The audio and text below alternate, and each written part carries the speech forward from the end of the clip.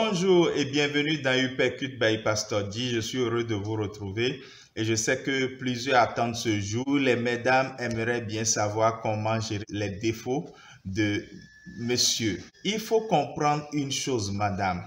Ne tenez pas monsieur par les couilles. C'est une expression un peu vulgaire, mais c'est une expression assez précise. Ne tirez pas les choses avec votre mari dans la perspective de le changer ou de lui faire changer un défaut. Ça ne marchera pas. Ça n'avait pas marché hier et ça ne marchera pas aujourd'hui. Il y a quelque chose chez l'homme qui l'empêche d'accepter les corrections quand il s'agit de tirer quelque chose avec lui dans le but de lui faire changer une attitude. Ça s'appelle l'immobilisme fonctionnel. C'est scientifiquement prouvé.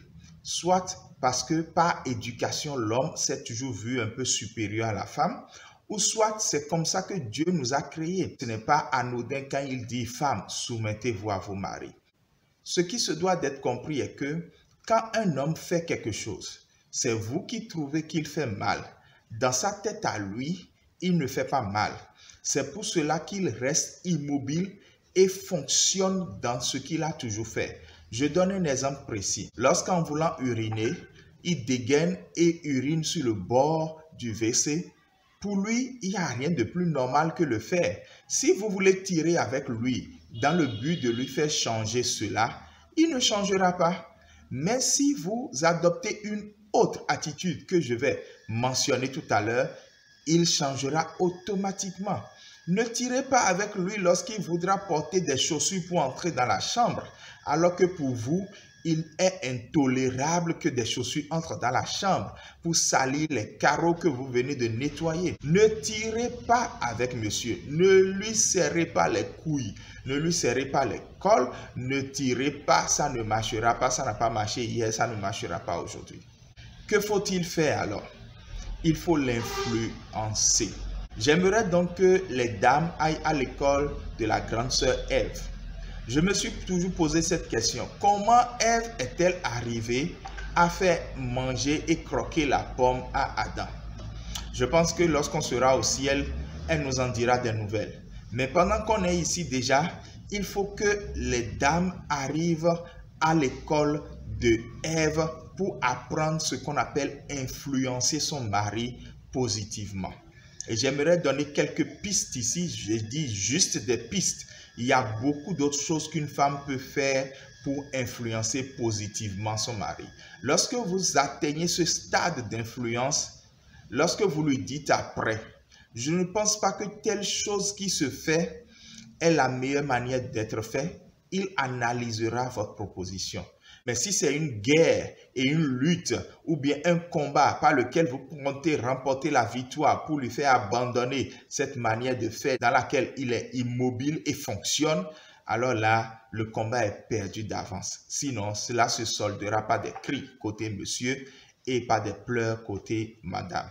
Voici donc comment commencer déjà par influencer votre mari. Soyez une femme en qui il puisse avoir entièrement confiance.